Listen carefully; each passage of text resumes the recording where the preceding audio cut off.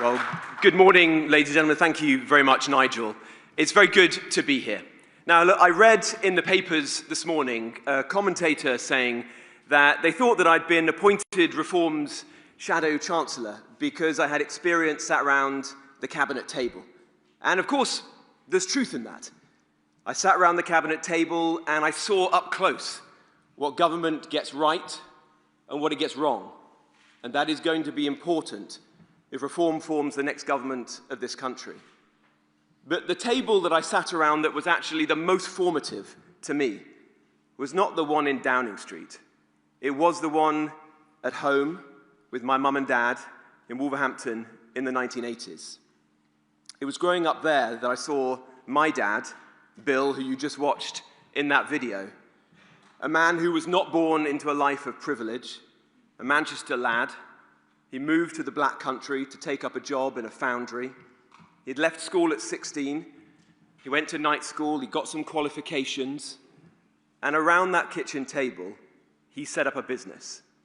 He started it there and with a white van on our drive. And it wasn't easy, as anyone who set up a business is a sole trader, has gone it alone knows. But just like all of those people who've done that, and are doing that right now across our country, through sheer grit and determination, he built that business.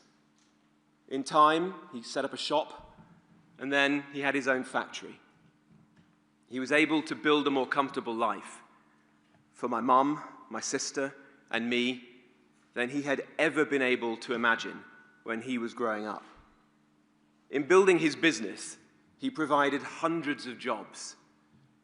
Good jobs, secure jobs, the kind that offered families peace of mind, the chance to get on in life.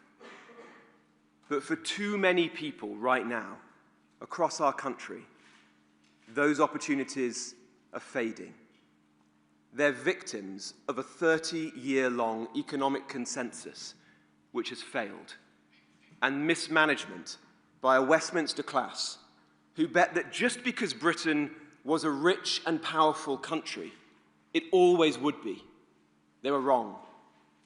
In 1997, people's living standards in our country were closing the gap with America. Today, incomes are closer to Romania's than to those of the United States. And why is that? They spent money we didn't have, more than doubled our debt.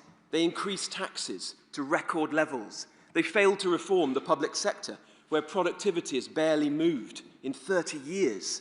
They blindly pursued net zero, driving industrial electricity prices to the highest level in the developed world and killing British manufacturing in the process, of the kind that I knew when I grew up in the West Midlands.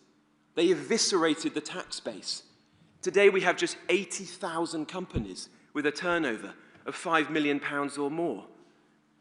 That's a quarter fewer per capita than there are in the United States.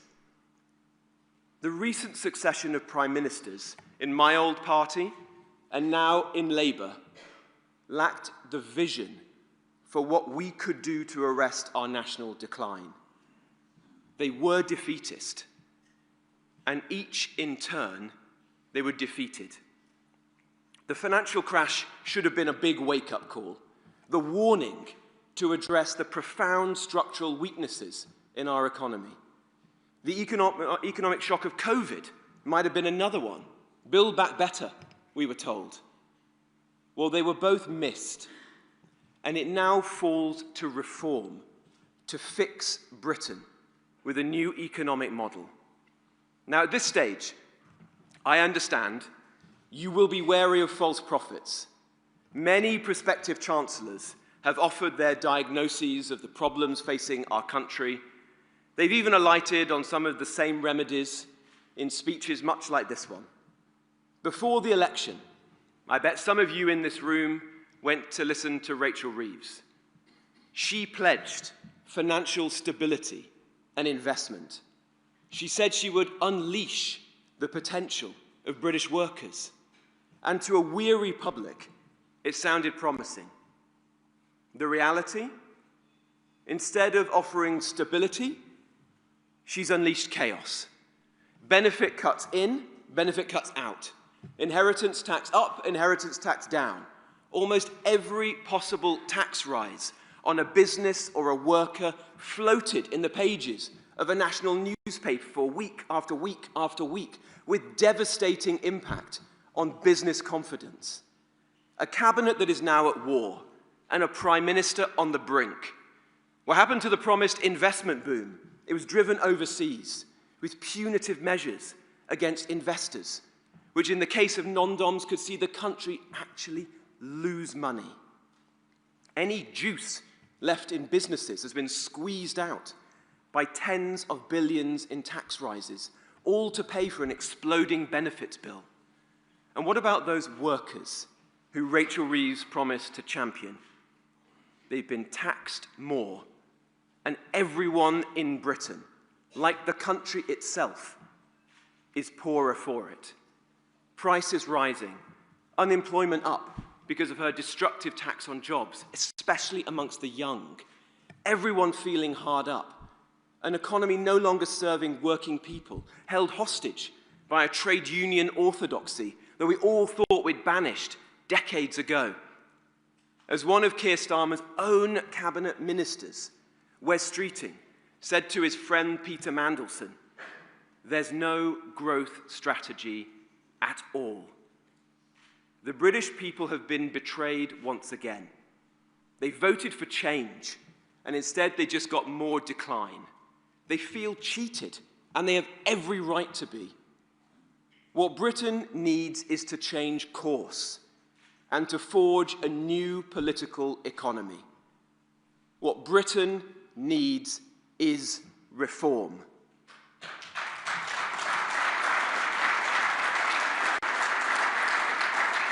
Now, today I'm here to explain Reform's approach to the economy. It's not going to be flashy. Some of it is rather technical, so I don't think we need the fireworks and the smoke machine on this occasion, Nigel. Sorry. But it is important. Firstly, Reform believes in fiscal responsibility. We believe Britain's rising debt must be brought under control. Why? Because right now, £1 in every 13 you pay in tax is spent just on the interest on the country's debt. It means we spend more on servicing debt than we do on our schools and defence combined. This year, the cost of borrowing reached the highest level since 2008, far above the level of the so-called mini-budget. Now, Andy Burnham recently said that the government shouldn't be in hock to the bond markets, that it should ignore the flashing red lights. Well, I say the opposite. If you need to borrow money to fund your spending, then you need to convince the lender that you have the wherewithal to pay it. I say to the bond markets that we respect you. The bond markets force governments to face up to difficult trade-offs. Reform welcomes that. Successive governments they've changed, they've broken their fiscal rules, all out the window. They've created what some have coined an idiot premium, where lenders simply don't trust the UK's word. That is costing taxpayers money. So it's got to end. Reform will prepare strict fiscal rules, will take advice from market participants in the period to come.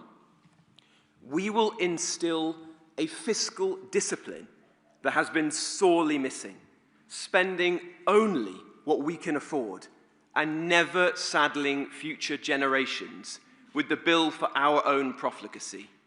So the first thing a Reform government will do is to bring Britain back from the brink of a debt crisis by cutting wasteful spending.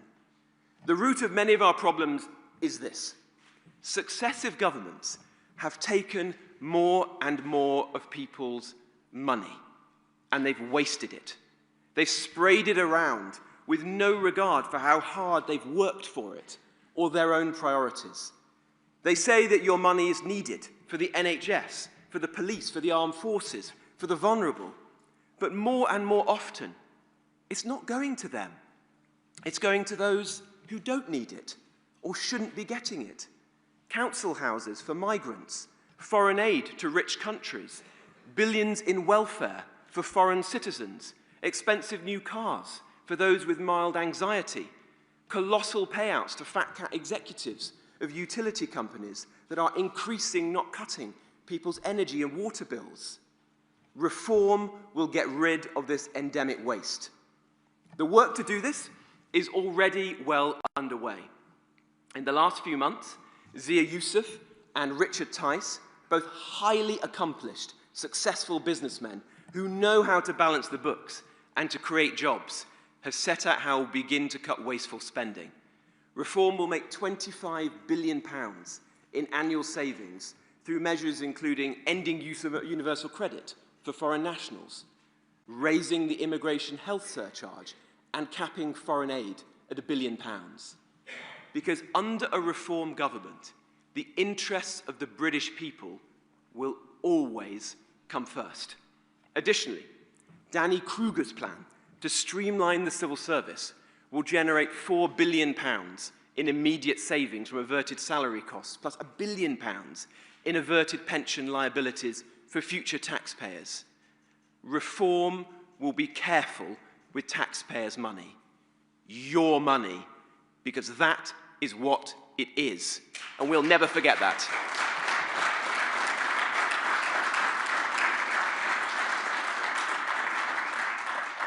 And being careful with your money means tackling our exploding welfare bill.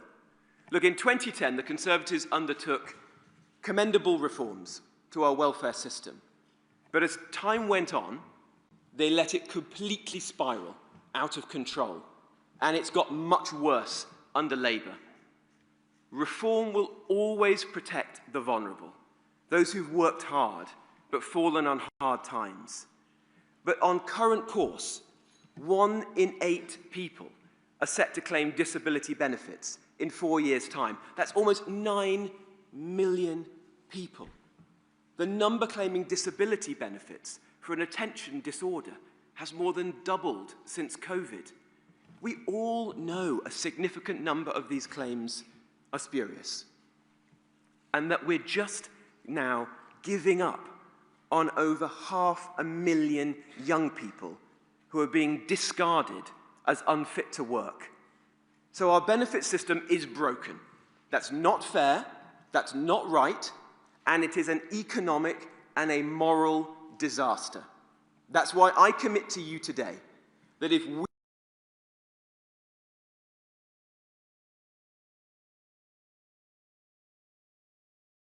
developing the most comprehensive plan for welfare reform in British politics, better, more serious, more rigorous than any other of the parties. And we will be setting that out in the months ahead.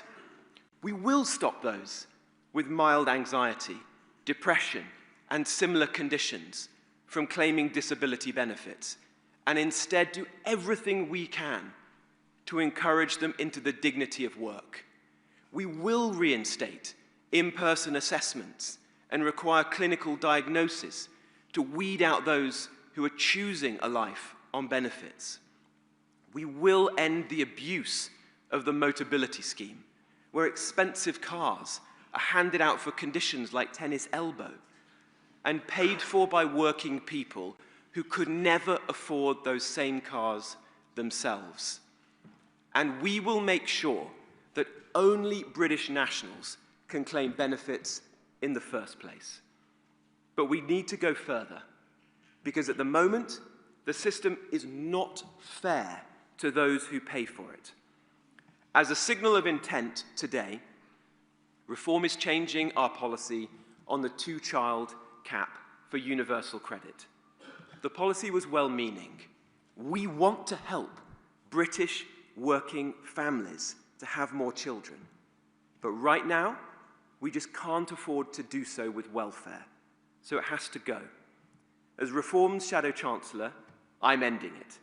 A Reform government will restore the cap in full. We are the party of Alarm Clock Britain. We are a party of workers and not welfare.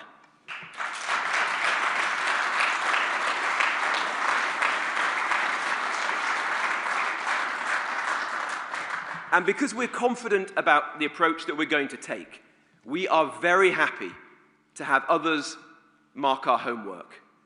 Everything reform promise will be fully costed.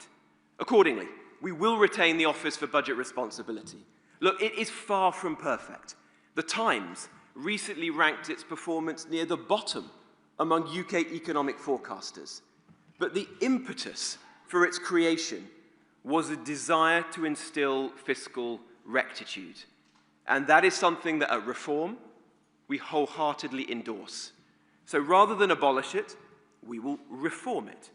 The OBR has consistently overestimated the short-term benefits of migration, and they've downplayed its long-term consequences. They've underestimated the dynamic effect of cutting taxes. So we will break up that cozy consensus and ensure it has proper diversity of opinion.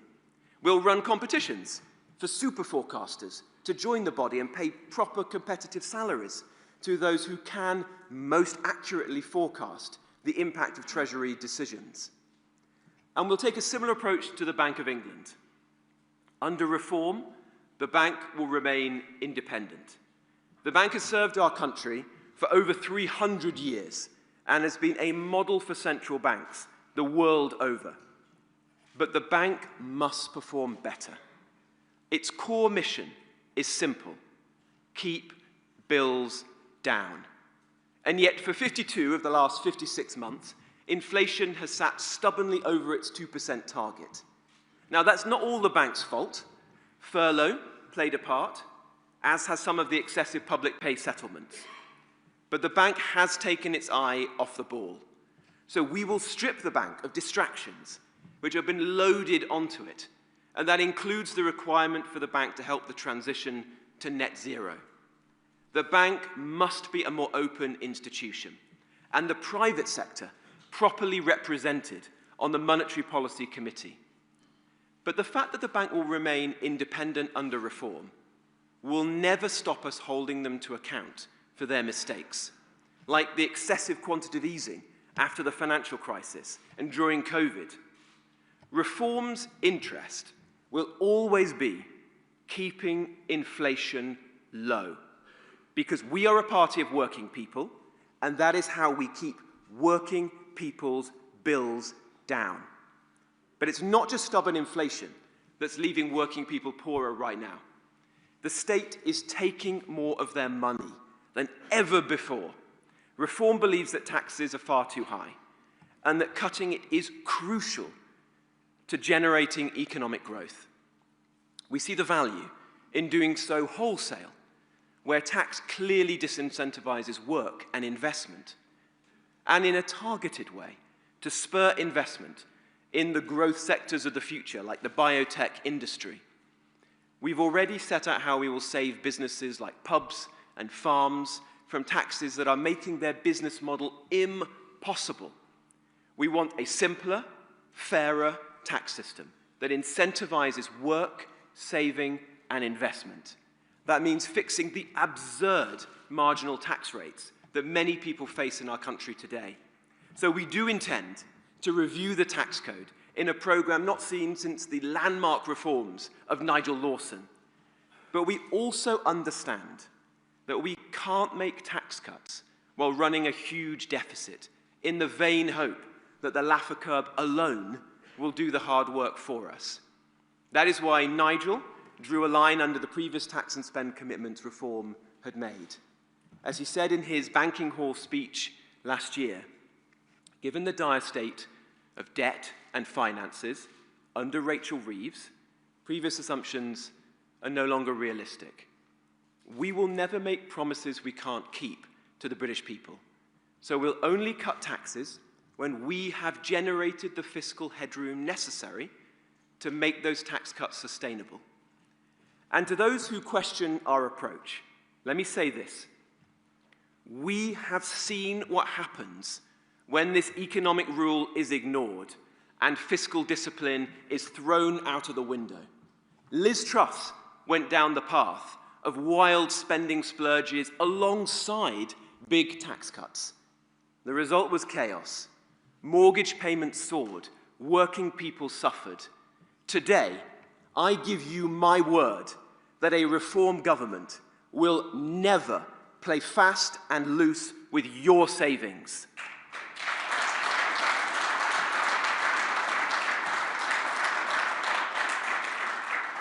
And with the sure foundation that will come with fiscal stability, we're going to get this economy growing by backing businesses. We know that it's businesses, it's not the government, that are the engine room of our country's wealth. And unlike this Labour government, like this Labour cabinet, Reform actually has people who've founded, who've run, who've grown businesses. We actually want businesses to succeed. Because when they succeed, they create well-paid jobs and careers. So people can perhaps buy a better car for their family, or a bigger house, so they can take a holiday, or a second one. So they can have a meal out with the kids once in a while, without having to worry about the bills. We want everyone to be a bit better off. I also want them to be able to get on, to thrive, not just to keep their heads above water. There's no shame in success. Reform believes doing well in life is never something to be embarrassed about. So Reform will unashamedly champion British businesses of all sizes. Big businesses, yes, but also small ones, like my dad's, sole traders, and most importantly of all, new businesses, the risk takers, inventing things, solving problems, getting ahead. A Reform government will leave you to run your business and to innovate, rather than forcing the lanyard class to run it for you. They don't understand innovation, they stymie it. That means no more mandates for HR or judges setting the wages. It means a return to meritocracy and the pursuit of excellence. So no more diversity targets on company boards. We will scrap red tape. We'll take every effort to make life easier, no matter how small it might seem, like allowing shops to open late, or cafes and bars to put tables and chairs out of an evening without having to fill in endless forms to placate officialdom. We will make Britain the easiest place to open a bank account, and we'll reform bankruptcy laws so that we are a country of second and third chances for those who are willing to take a risk. But it's not just about an overbearing government getting out the way. It's also about government doing its job properly. And that begins by giving businesses confidence to operate in this country.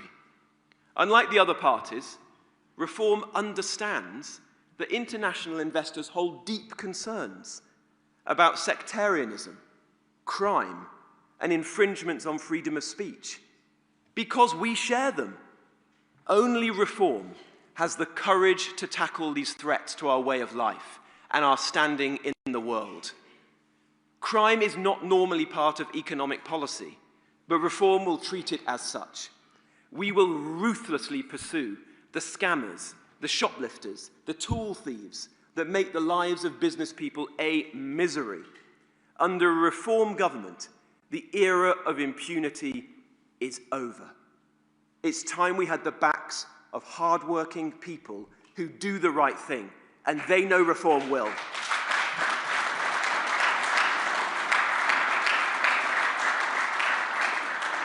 Now, I'm here speaking to you in the city, 40 years since the Big Bang put London on course to be the world's most important financial centre.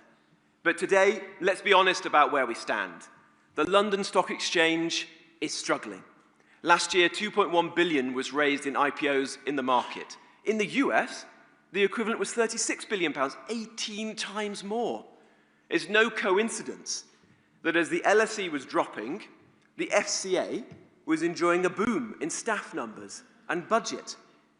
Recent reforms have clearly not been anything like commensurate with the scale of the challenge our capital markets face. They haven't created the investment culture that our economy desperately needs. Reform will rein in bureaucratic overreach.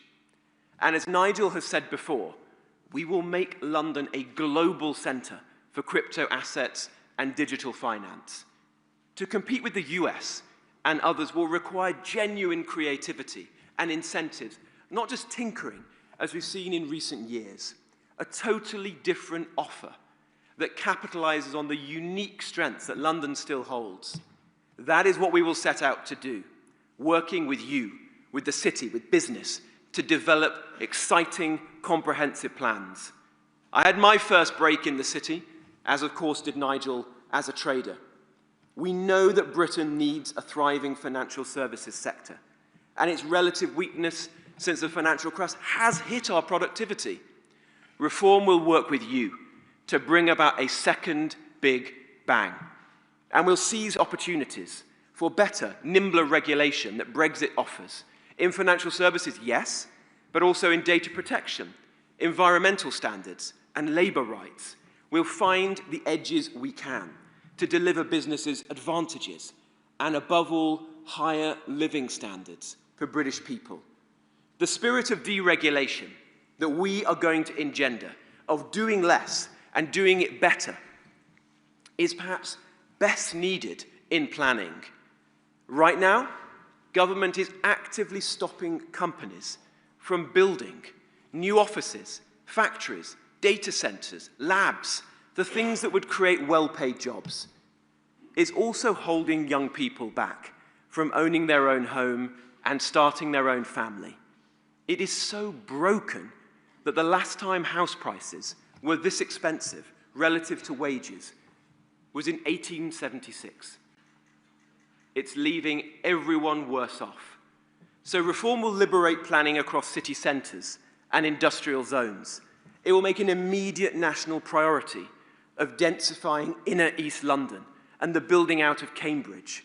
We will repeal the ridiculous EU nutrient neutrality rules that are preventing the construction of 100,000 homes for British families. And we'll go further.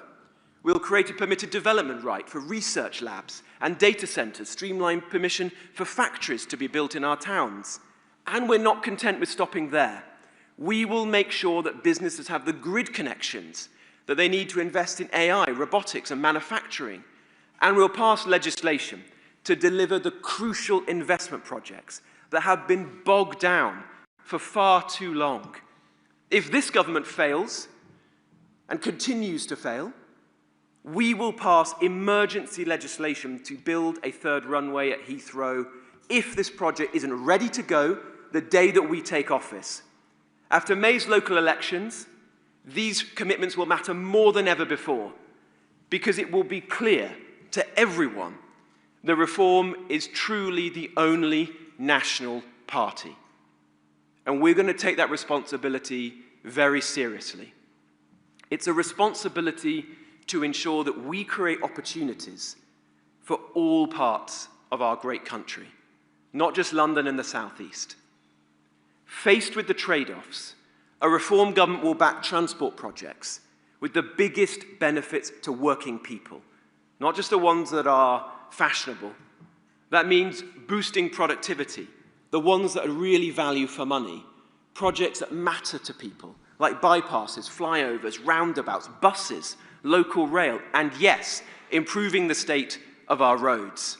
We'll build the links between our towns, our villages and suburbs to allow people and goods to move rather than attempt to drive motorists off the road and into absurd 15-minute cities.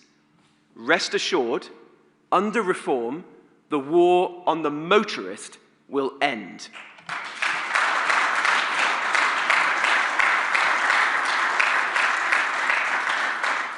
And a precondition for turning our economy around is the understanding that cheap energy is the driver of prosperity. So a Reform government will bring forward measures to cut your bills. That's lower energy bills for people and lower energy bills for businesses. That requires a fundamental change to our energy policy. When Westminster got swept away with net zero fanaticism, Richard Tice was a lonely voice of common sense. He saw, when most other people didn't, the fictional claim of hundreds of thousands of new green jobs.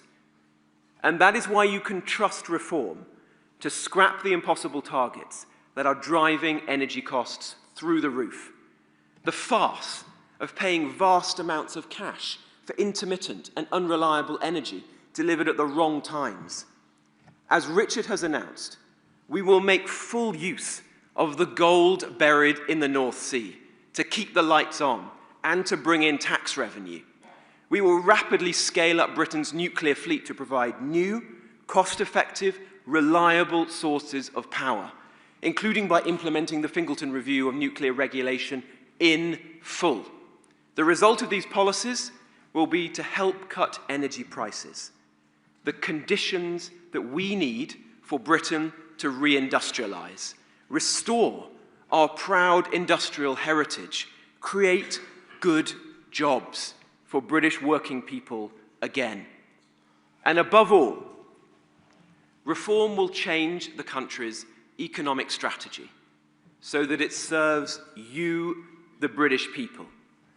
So alongside the fiscal and the regulatory reforms that I've outlined, we will build a more resilient workforce. This will mean radically changing the scale of immigration, and it will also mean changing the makeup of those who are coming here. As Zia Youssef has already set out, and will do so more in the coming days, reform will ensure that any new arrival is a net contributor to our economy. We want tens of thousands of the talented Brits who have emigrated in search of better opportunities and lower taxes to come back home and to contribute to our country. And trust me, under reform, they will come back. We will also make foreign investors welcome in Britain again with a Britannia investment visa, like Zia and Nigel set out last year. Undo the economic self-harm done in recent years. Make this country attractive to the most talented people in the world. But in return, we will demand businesses invest in Britain's workforce, rather than hiring from overseas.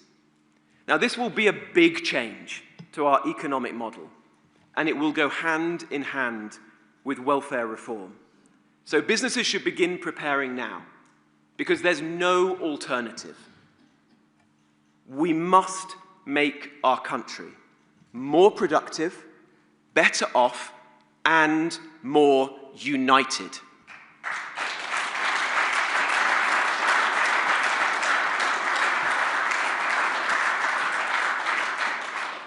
This new political economy that we are going to forge also requires recognizing that the world has fundamentally changed, and that, in turn, our trade posture has to change as well. Last month, the Prime Minister of Canada, Mark Carney, you didn't think I'd mention him today, argued that globalization has been weaponized by larger powers becoming a source of weakness for dependent countries. One line struck out to me. He said, "You cannot live within the lie of mutual benefit through integration when integration becomes the source of your subordination." We agree. Yes, free trade with our friends and allies is advantageous, but we must respond robustly when our rivals consistently cheat the system and leverage dependencies to our disadvantage. Let me tell you this. A government led by Nigel Farage will never display the weakness Keir Starmer showed towards China. We will never ignore the interplay between economics and security, as some in the Conservative Party wish to do. And they are invariably the same politicians who, for instance, left our country with just enough munitions to last 8 days in war and little domestic capacity to manufacture more. Now, reform do not believe in picking winners. But yes, we do believe in an industrial strategy to protect our strategic industries, like steel, defense, and car making. Because unless we change course now, we will trade a car made in Sunderland for a car made in Shenzhen. The Chinese building their middle class on the backs of ours. And in Reform, we'll never allow that to happen. We believe in levelling the playing field so that British businesses can succeed. We're not going to sit back if British businesses are being cheated or our critical industries should go extinct. We're going to salvage them. We're going to rebuild them. And similarly, we're going to have a clear-eyed strategy for the technologies of the future, like AI. We have an economy that is almost uniquely reliant on the services sector, just as it faces unprecedented disruption. Right now, there is no plan to respond to this or to benefit from AI, only to create a small number of jobs regulating it. Let's be a world leader in AI safety, we're told. Yes, but let's create value and jobs here in the UK. The government's indifference means that we're falling behind. But if we handle the incoming technological revolution nimbly, we can succeed, just as our country did in previous industrial revolutions. It's a generational challenge which must be met head-on by Reform. Now, today I've set out the foundations of Reform's economic plan. You'll be hearing plenty more from Nigel, from Richard, from Zia, and me in the coming weeks and months. This speech has barely scratched the surface of our ambitions for deregulation, for combating waste, for radically improving productivity in our public services like the NHS whilst keeping it free at the point of delivery, for how we will cut people's bills and leave more money in working people's pockets at the end of the week. There is a great deal of work to do. The list of challenges is vast. No one in Reform is pretending that this will be easy. The task of changing course after 30 years of failed economic policies is daunting. It will require deftness, care, and plenty of planning. We will be, in the words of Disraeli, conservative to preserve all that is good, radical to preserve and to remove all that is bad. Now, admittedly, Disraeli was not a very successful chancellor. It has to be said, for those of you who know your history. My inspiration is actually another Robert, also from the outskirts of the Black Country, Robert Peel. He was the architect of Victorian times, the architect of a Victorian age that was marked by both stability and prosperity. He was, as we will be, a reassuring revolutionary. If we get it right, we will see the benefits in real, immediate, catch-up economic growth, with more jobs, higher wages, and lower bills. We'll reduce the cost of energy and help to rebalance the economy. We'll fix planning to ensure that we lift productivity across the country. We'll cut migration, reform welfare to help draw people off welfare and benefits back into the workplace. We'll lower the tax burden and restore the incentives to invest and to build businesses. Rab Butler once described politics as the art of the possible. But right now, it seems that so many people have convinced themselves that progress is impossible, that the decline that we all see today is inevitable. Well, let me say this. Reform has the drive to defeat that defeatism, the energy to lift the gloom, and the courage to take action where others have flinched to get Britain back to its best. Britain's economy is broken, but be in no doubt, it can be fixed. We can turn our country around, but it can only be done with reform. Thank you very much.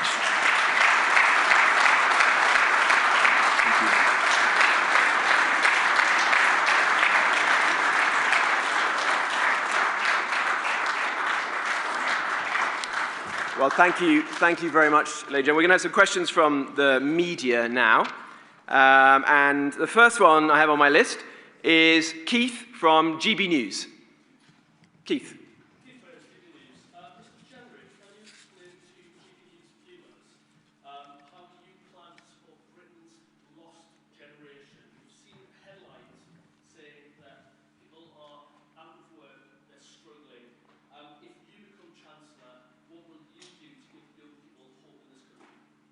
a very good question. Look, it's a very sad situation in the country right now. When I was leaving school, it felt like there was a sense of excitement and buzz still in this country. But when I go around talking to young people, they worry about their future, where they're going to get a job, where they can get on the housing ladder. If they do get a job, they'll be taxed to the hilt, the cost of childcare. It feels like the social contract has been shredded in recent years. Those who went to university during COVID had the best days of their life wrecked due to overbearing regulations. Reform is going to change that. We want to get good jobs back into this economy. And that means ensuring that we don't tax employers to the hilt, as Rachel Reeves has done with her job-destroying increases in national insurance. It means that we are going to ensure that we make the changes in our economy, as I set out today, to house building, to energy, to regulation, to actually spur a new generation of businesses and entrepreneurs, including young people, to create the jobs, the prosperity, the growth that is needed so that they can feel that this country has a great future. They don't need to go off and live somewhere else in the world. Quite the opposite. What we're going to set out to do is to bring all those people back to the UK. That if there's a reform government, people think that this is a country that is getting itself together again, that's heading in the right direction, where there is a sense of buzz and energy and excitement and dynamism. That's our mission. And at the heart of that is going to be young people and their prospects to get a good job and to get on the housing ladder. Thank you. I've got Katie Austin from the BBC. Thank you. Thanks. Carrying on with young people, should younger workers be paid the same minimum wage as older workers? And as we're in the city, do you still think the Bank of England should stop paying interest on commercial bank deposits created by QE? Thanks. Well, on the second point, I think there's a very legitimate issue there, which Nigel set out in remarks that he made at Davos, and we're going to be giving that careful thought. What you've seen in the speech that I've made today, everything that we do in the months and the years ahead is going to be the result of careful, strategic consideration, talking with market participants and coming forward with serious, robust policies. And we want to ensure that the City of London thrives again. You know, I had my first job in the city, Nigel did, at the heart of reform, and a number of people like Zia and Richard who have built highly successful businesses. We want to see this be the world's greatest financial centre, and it pains us to see what's happened in recent years, to see the London Stock Exchange on its knees, to see good jobs lost, not just to the United States, but actually losing out in a way we could never have imagined to competitors in Europe. Who would have thought there would be a more competitive tax regime in Greece or Portugal than there is in the UK today? That entrepreneurs will be going to live in Milan because they think that Italy is more stable than the UK. We're going to change that. As regards to young people, I think Nigel was one of the first to say when Rachel Reeves proposed increasing the minimum wage for younger workers that that was concerning because youth unemployment was a serious problem. You know, there's 250,000 jobs for young people have been lost since Labour came to power. For the first time this century, youth unemployment is now worse in the UK than in the EU. We all used to say that one of the good things in the UK was our youth unemployment versus those of European economies because of the structural reforms that have been done by prior generations. But that appears to have been reversed now, undermined by this Labour government. So we're going to think very carefully about how we can support more young people onto the housing, into the workplace. And yes, what they are paid is important in that equation because we all remember our first jobs.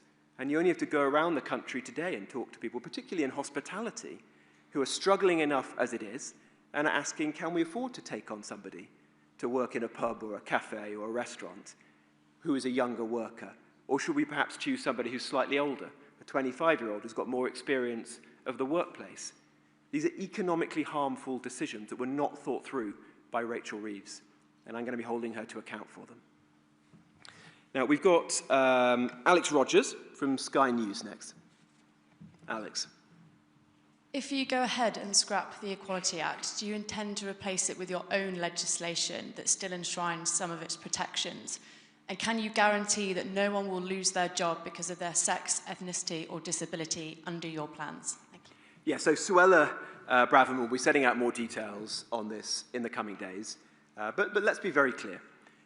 Over generations, a succession of important pieces of legislation were passed in this country to protect workplace rights, whether that was the Equal Pay Act or the Disability Discrimination Act.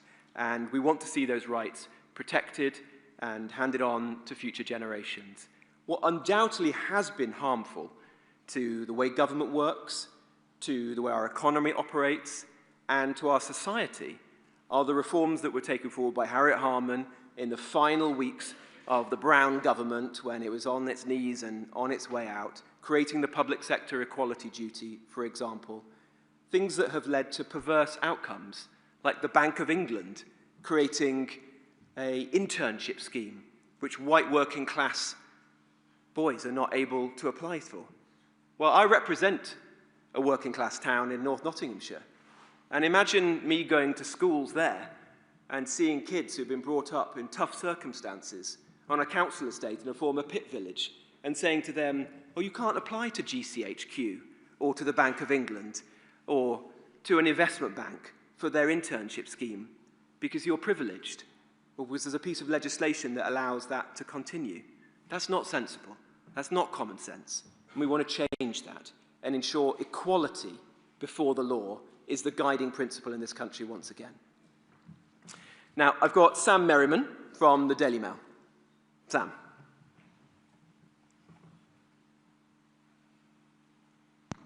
Thank you. Mr. Jenrick, one economic policy that you didn't mention, and I'm sure will be very important to many of your voters, is the triple lock. Will Reform commit to maintaining the triple lock into the next election? Thank you. Thank you. Well, we're going to be saying more about this in the coming days, but I've always been a supporter of the triple lock. It's incredibly important that we provide dignity and security to older people on fixed incomes in the last decades of their life, particularly in a time like this where there's such challenging circumstances with the cost of living. So I don't think your readers will be disappointed, but we'll say more in the coming weeks. And we've got Lucy White now from Bloomberg.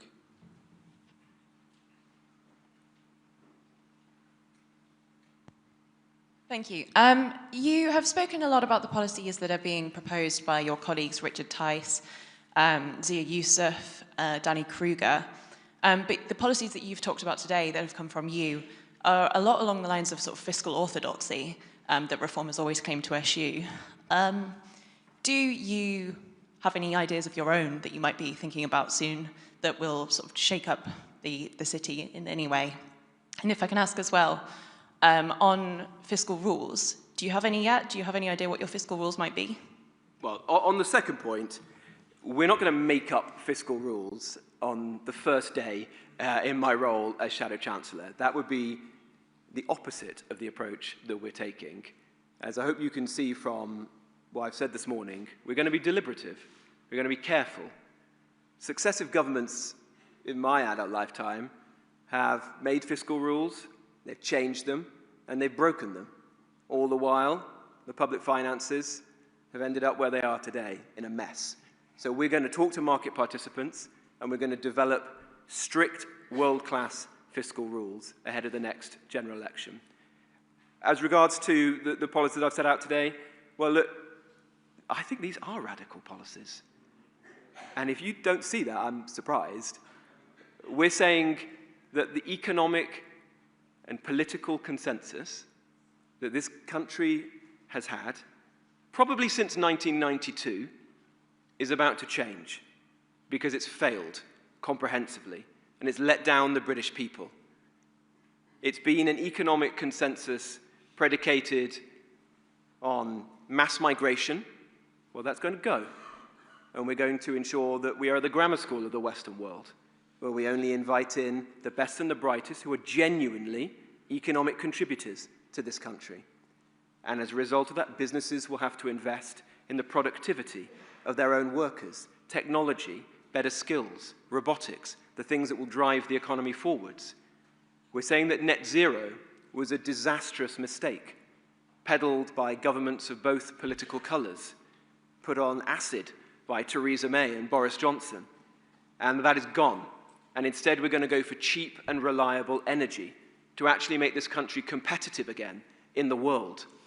We're saying we're going to bring forward serious welfare reforms, not the ones that were written on the back of a fag packet by the Conservative Party in opposition a few months ago, but detailed ones. And we're prepared to take on difficult things, to think again sometimes, like I said today, where we've chosen to say we'll bring back the two-child benefit cap in full. Not that our previous policy wasn't well meant. Of course we want to help British workers to have families. But we're also aware that we've got to live within our means and we've got to find ways other than welfare to help to support them to fulfill their dreams. And we're going to pursue serious deregulation in all sectors, from small businesses right the way up to the city. And we're going to be spending the weeks and the months ahead developing those policies. But you can be assured this is going to be a big change. And the balance we're going to strike is exactly what I set out at the end of my remarks. We're going to be conservative when it comes to preserving what's important, like fiscal responsibility and stability in the economy. We're not going to do the mistakes that Liz Truss and Rachel Reeves have done, but we are going to be radical where we need to be to shake up this economy, shake it out of its malaise, and get it going again. That's the balance we'll strike, and it's the right one for this country right now. Now, I've got Alistair Lyon from City AM. Hi there. Alistair. Hi. Nigel Farage yesterday spoke about backing national champions, sort of taking stakes in British companies, and I actually interviewed Zia Youssef, who floated taking a 10% stake in Rolls-Royce. Are there any other companies that you've sort of got your eye on? And how do you reconcile that with your promise just now not to pick winners and to leave businesses alone? Well, I think I was very clear in my remarks about what our approach is in this regard. We don't believe in picking winners. What we do believe in is that there is, in the world today, an interplay between security and economics, which only the most naive would choose to ignore. And it surprises me that some are doing so, particularly in the Conservative Party, if you listen to the remarks in recent days. Those industries, like steel, like car making, like defense, we've got to ensure we salvage them and that we preserve strategically important industries. And we also won't be taken for a ride in the world. So if countries, particularly China, want to cheat the system, dump goods on our markets, then we'll respond accordingly. But we're going to take a wide-eyed approach that protects British jobs and ensures that we can reindustrialise in the sectors, the very specific sectors, that are critical to the future of our national security, principally, and our economy. I'll go to Martina Bett from The Sun. Martina.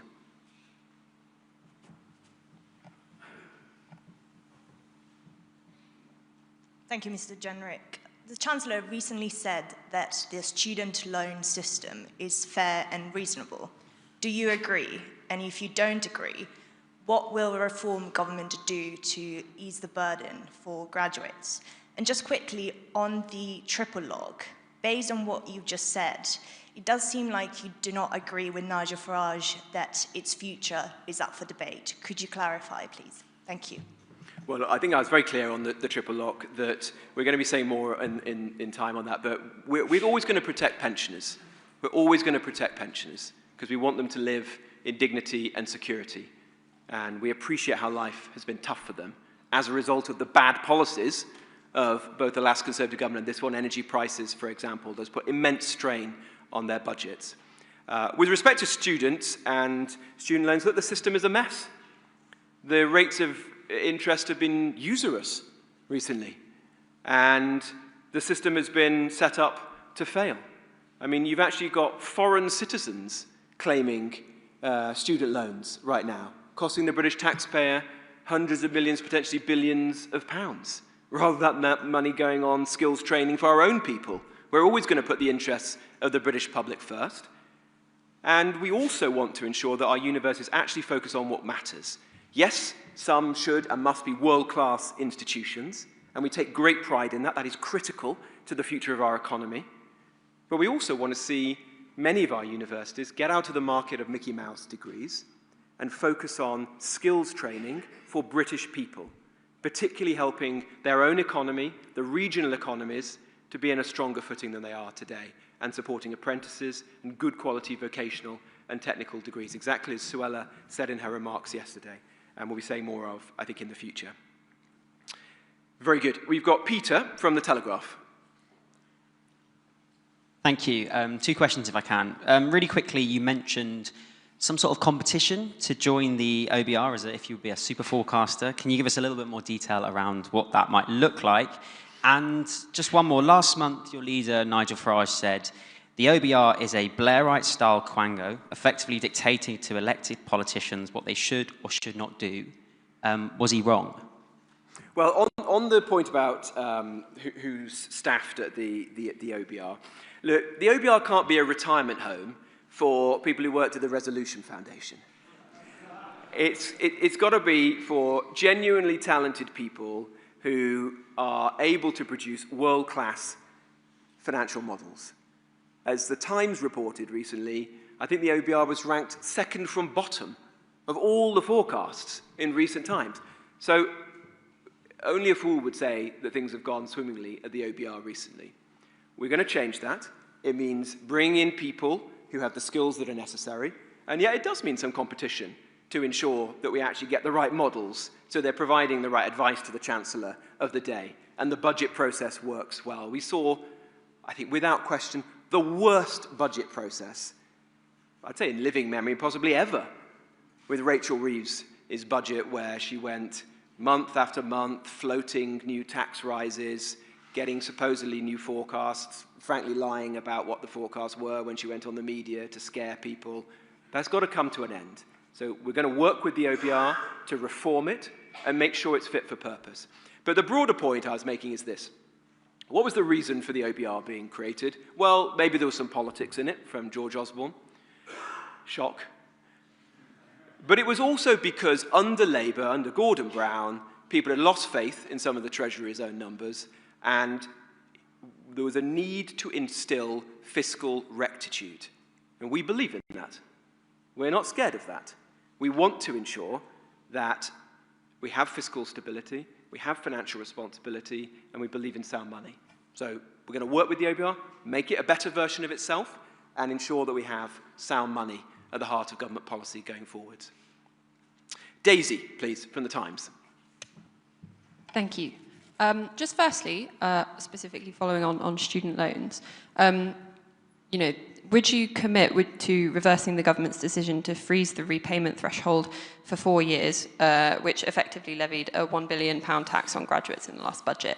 And secondly, you said in your speech that the Conservatives had delivered some commendable reforms to our welfare system. Could you set out what those commendable policies were, and will you rule out a return to the austerity policies of the Cameron government if you become Reform's Chancellor? Well, I think I've said what I need to say on students. I'm not going to make up policy here. It's very clear the approach that Reform is going to take. We're going to have a deliberate attitude toward policy. Things we say will be well thought through and fully costed, and nobody's going to be standing at podiums like this making stuff up on the hoof. With regard to... sorry, what was the second half of your question? You said that... welfare reform. Sorry, apologies. Look, we're fair-minded in Reform. We will praise things that were good, and we will oppose things that have been bad. The very early days of the last Conservative, in fact, coalition government, under Ian Duncan Smith, there were good reforms brought forward, which set out to make work pay. And as a result of that, the economy improved. There were more disabled people, for example, who were helped out of welfare and back into the workplace. Youth unemployment came down and remained relatively low compared to our competitors. And overall, employment levels were good in the country. And so let's be honest about that. And one of the reasons why that happened, incidentally, was that in opposition, careful thought and planning was taken to prepare those reforms. However, after COVID, it's been a complete mess. The benefits bill has ballooned. The last Conservative government clearly took far too long to respond to that. And as a result of that, millions of people are out of work, claiming benefits. The benefits bill is going to bankrupt this country. and we've got to ensure that we fix that because we're not prepared to leave people in that situation, and taxpayers know it's unfair. I've got, next we've got Jonathan Walker from the Express. Thank you. I think it's clear from what you've said that you feel that the quantitative easing of the past was a bad idea. But what can the Bank of England really do today to control inflation more, apart from keeping interest rates high, which means presumably higher mortgages? And also, can I ask you, it is striking that at this point you don't seem able to say that the party, quite able to say that the party is committed to the triple lock. Is it fair to say this is something that you've been taking a good hard look at? No, it's something we're going to be talking about in the coming days. But look, I think I've been very clear on that, you know, your readers will not be disappointed by our view on that. We want to protect pensioners and those who rely on it. As regards to the Bank of England, I was very clear that the blame doesn't solely fit with the Bank of England. The furlough scheme pumped hundreds of billions of pounds into the economy and created massive inflation as a result. You've seen that with quantitative easing, both after the financial crash and during and after COVID as well. There is a role for government and the Chancellor, who has to ultimately take responsibility to be very careful with inflation, whether that's in those regards or with respect to public sector pay. And the message that I hope we've landed today is that reform takes inflation extremely seriously. We've got now Alistair from Reuters.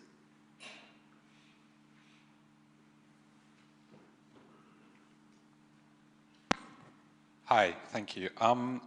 You mentioned that you wanted fiscal headroom before you had any tax cuts. If you achieved that fiscal headroom, what would be the first tax cuts that you would prioritise? And just on the fiscal rules... Well, just to be clear, I mean, if I haven't been already, we're not going to make tax and spend promises right now. So sorry to disappoint you on that front, but we're going to take these decisions in time very carefully. Sure.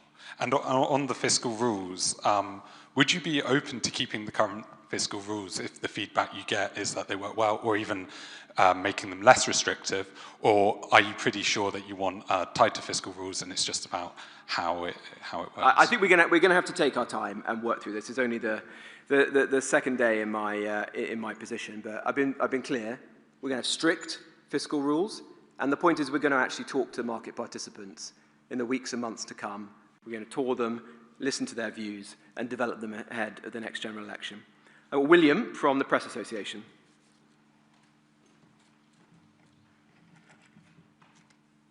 Hello. Hi.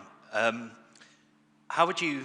We've been talking about inflation today quite a lot, and we're inching towards that 2% target. Andrew, how would you rate Andrew Bailey's performance at the bank, and would you keep that target in place if you were to join the Treasury? Well, I've been very clear. Of course, we're going to keep the target in place, and it's incredibly important to us. You know, reform serves working people, and we want to make sure we keep their bills down. At the moment, people are suffering because bills are far too high, and so that's going to be a major priority of our economic policy to find any ways, whether it's energy bills, water bills, you name it, to try and get those bills to come down. I've got Aggie from LBC.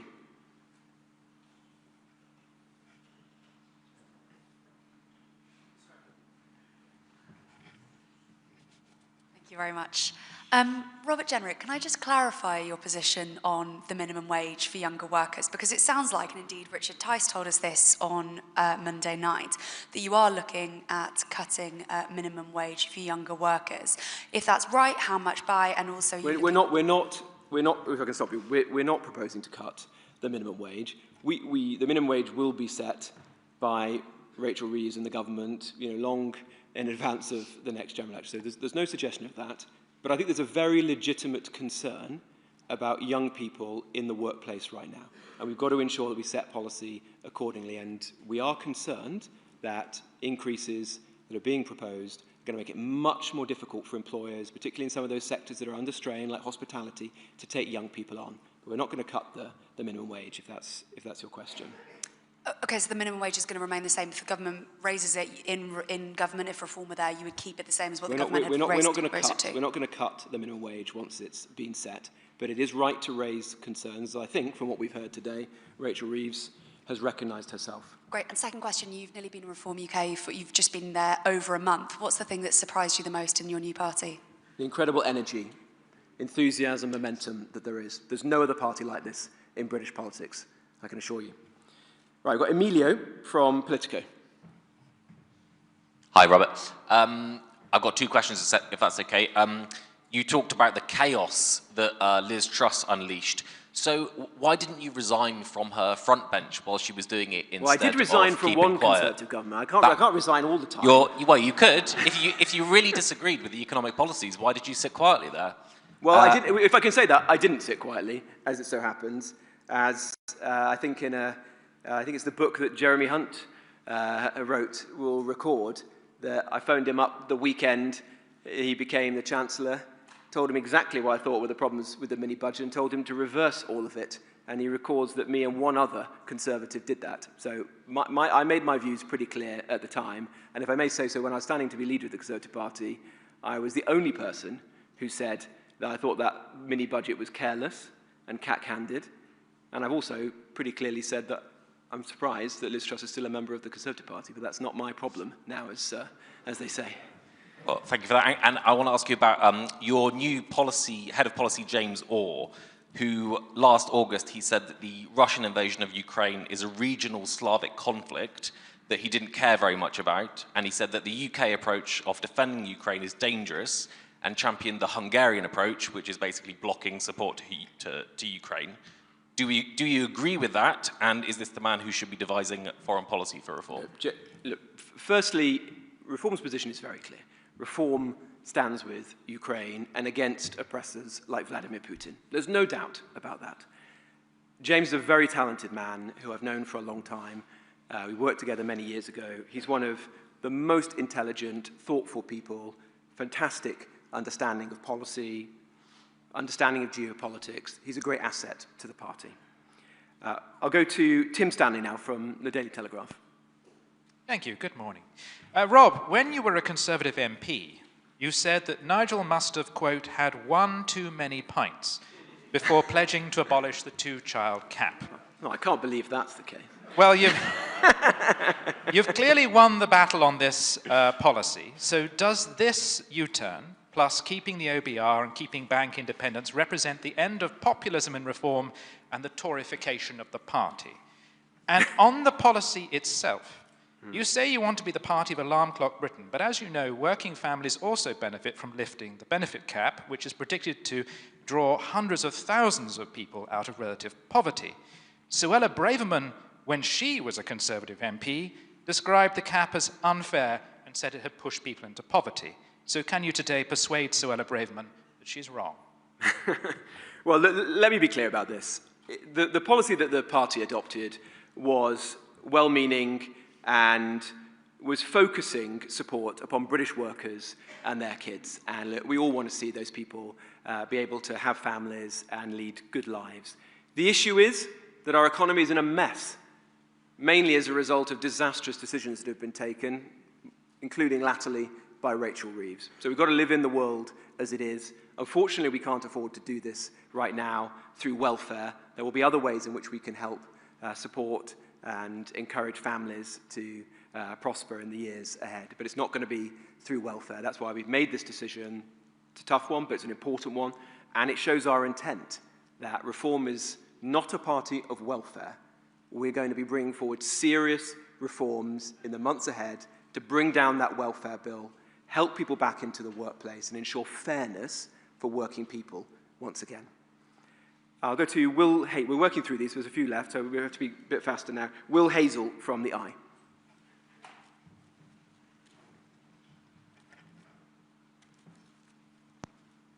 Thank you very much. Robert, you mentioned labour rights as an area where Britain could gain a competitive edge, I think you said.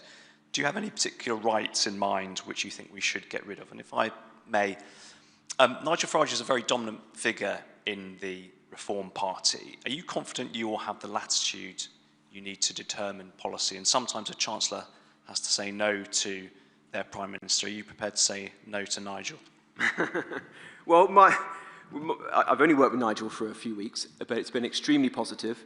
I found him to be immensely hardworking, which I respect, somebody with incredible knowledge and understanding of politics and the economy, someone with real-world experience, who worked here in the city and is, rather different record to some of our chancellors and prime ministers, and somebody who is good at working with people, and that's exactly what we want to do. We want to have a good working relationship. Nigel is the leader of the party, so it's not surprising that at the end of the day, he's the person who makes the final decisions. And what a relief it is to be in a party with a strong leader who everyone respects. I think that would be a good thing generally for other political parties. I'll go to Max from Guido. Oh, sorry, on Labour pos. We'll give you, there are a number of examples. We'll be setting out more in the weeks and months to come. Richard, in particular, because he is the spokesperson on this, so I'll really leave it for him to speak to. But it's quite clear that much within the employment rights bill that's gone through Parliament has been immensely harmful to business, to confidence. It's contributed to the unemployment that we're seeing right now in the country, and we'll have to consider what within that bill we want to scrap to create a better environment for businesses. I've got Max now from Guido. Hi, Robert. We're less than 2 months away from new compulsory rules requiring self-employed taxpayers to file tax information 4 times a year and buy expensive software in order to do so. What's your position on that? Will Reform pledge to reverse those rules? And if I may, you've taken an interest in the housing market. Are you considering pledging to abolish stamp duty? Well, on both of those, look, we're going to think carefully about these things. We're not going to make up policy on the hoof, so you'll hear more from us on those topics, like stamp duty. But, what I've been very clear on today is that it's not just about tax cuts. We're certainly not going to do tax cuts that aren't fully costed and funded. We've got to find the headroom first. But we're also going to do the hard yards of supply-side reforms. And that means change to our planning system, and in particular, in those places, like inner East London, where there's immense potential to get building again with a zonal, more liberal planning system. So you'll certainly be hearing good stuff on that in the months ahead. I've got Athena from The Independent. Hello. You've hit out at decades of mismanagement of the economy under the Tories. Given you were a part of that government, what specific decisions from that period do you now believe were mistakes?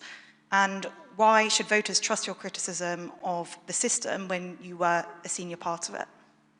Well, look, I don't think anybody has been more honest and reflective about the failures of the last Conservative government who was a part of it than me.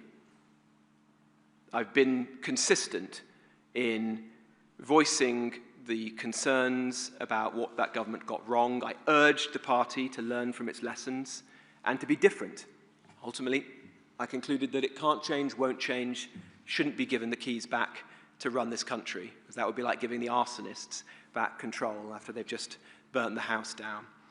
There are a number of big mistakes. We set out some of them today. The fact that welfare has ballooned, costing us billions, potentially bankrupting the country. The fact that serious planning reforms were ditched so that we didn't get young people onto the housing ladder.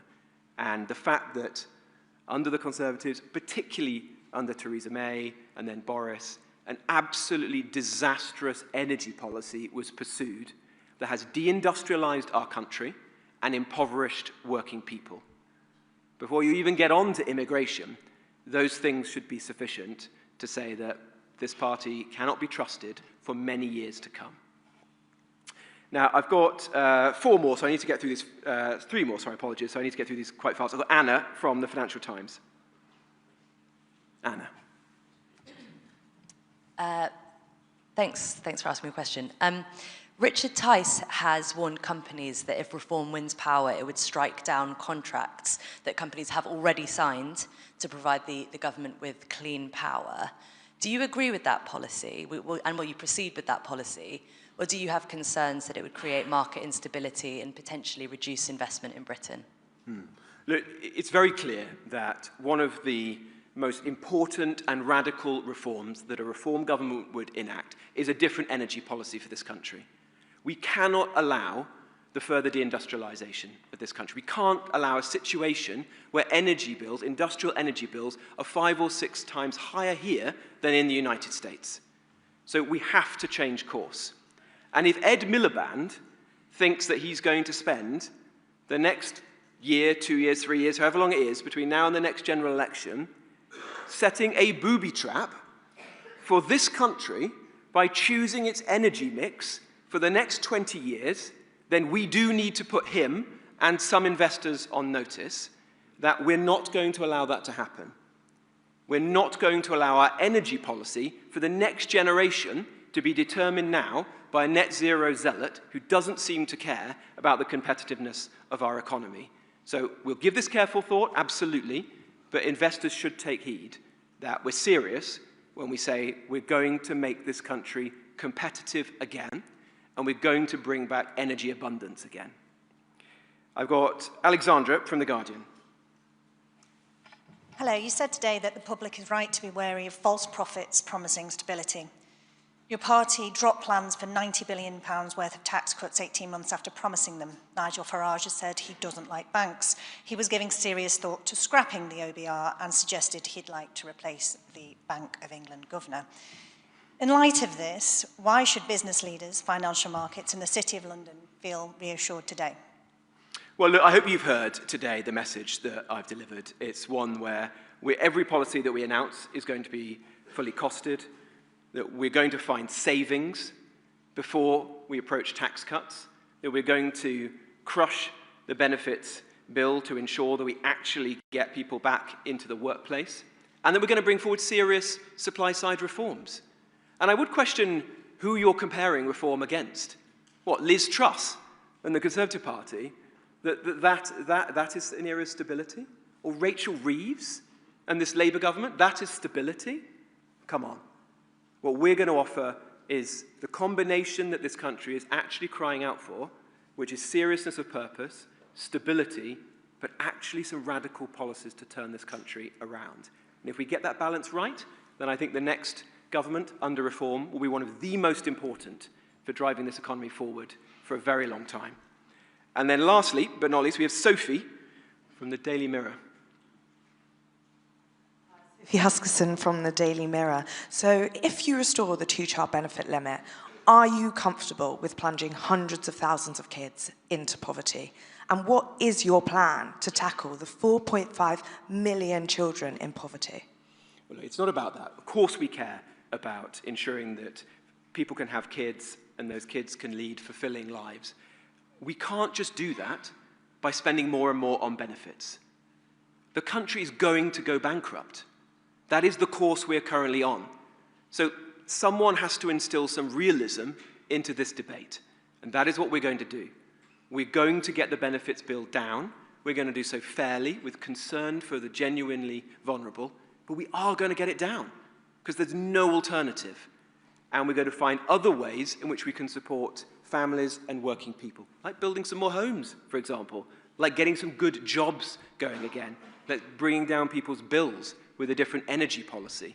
This is going to be our approach, but if you think that we can just keep going on like Keir Starmer and Rachel Reeves is, weekly, increasing the benefits bill, then you're on a course to bankruptcy, and Reform are not going to allow that to happen.